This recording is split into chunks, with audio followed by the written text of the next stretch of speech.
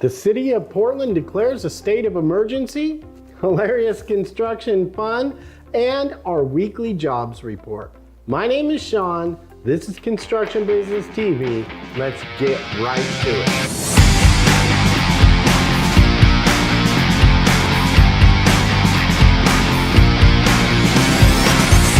We're going to get to that state of emergency story, but first we have a jobs report for you.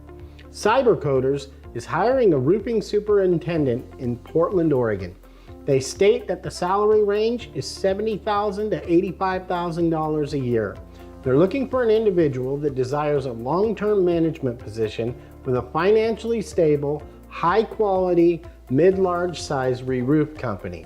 They are looking for someone with 5+ years of experience as a steep slope roofing foreman.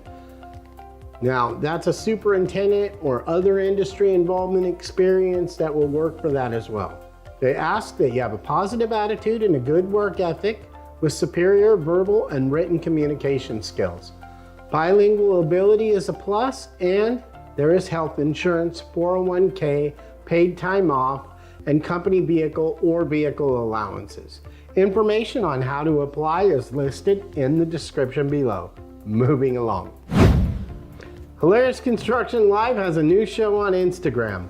Every weekday, Monday through Friday at 6 p.m. Pacific time, we go live to highlight follower comments, share the laughs, and give shout outs to the hardworking men and women in the building trades industry. With over 250,000 followers and growing, our sister channel is a riot. Stop on by and check us out so we can continue to share the laughter with more folks each and every day. And don't forget to find the HC Great giveaway post on there where you could win some free tools. Just follow the instructions in the link down below. And now for our lead story. Have you heard the news? The city of Portland declared a state of emergency last year. They just released their Climate Emergency Declaration 1-year progress report. It is sure to impact how construction is done in and around Portland, especially on public procurement contracts. Because it affects construction too, we're covering what is in the report in this summation. This declaration was adopted by resolution number 37494 in 2020. The report states in the executive summary, and I quote, "In June 2020, Portland City Council recognized the accelerating climate emergency and acknowledged that it affects our community inequitably. Black and Indigenous people, people of color, immigrants, refugees, children and youth, women, people living with disabilities, the elderly, people experiencing homelessness, and low-income people are often communities least responsible for contributing to climate change and the most disaffected." End quote. The report also outlined goals as follows.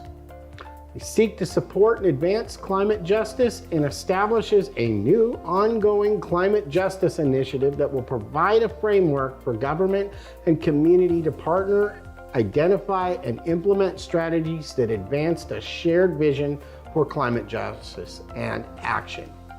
Continuing on, they say it pursues partnerships with youth-serving organizations to support a youth-led summit on climate in 2020.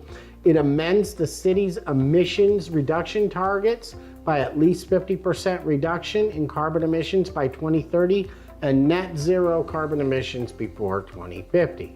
They say it expands community ownership of renewables and drives down emissions from commercial and multifamily residential buildings. That's where it affects contractors. It also states that it requires transportation justice for projects and policies, reduce carbon emissions while advancing racial equity. The City of Portland Bureau of Planning and Sustainability Climate Emergency Declaration, also in Report 8, commits the city to work with Metro and TriMet to fund a 4 year-round transit pass for all Portland youth. It commits the city to adopt new policies that reduce carbon from buildings and the transportation sector, including becoming an EV-ready city that prioritizes action, benefits, and protections for renters and low-income residents. It commits the city to adopt new policies that prevent further expansion of fossil fuel infrastructure and speed up the transition to clean, renewable fuel options.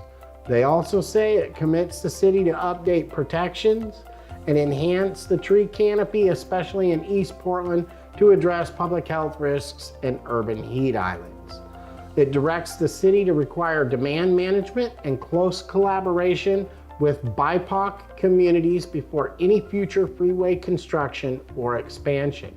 It also states the City Council's expectations that PGE and Pacific Corp deliver 100% clean, renewable electricity to all Portland residents and businesses no later than 2030, and calls on Northwest Natural to fully decarbonize its gas pipeline no later than 2050.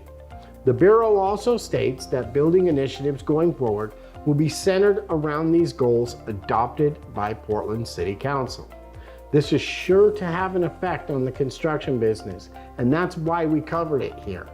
There is a link in the description that outlines the full reports and policy goals in the PDF below. My name is Sean Tolan, your local Portland journalist for Construction Business TV. You all stay cool, stay safe, and have an amazing day.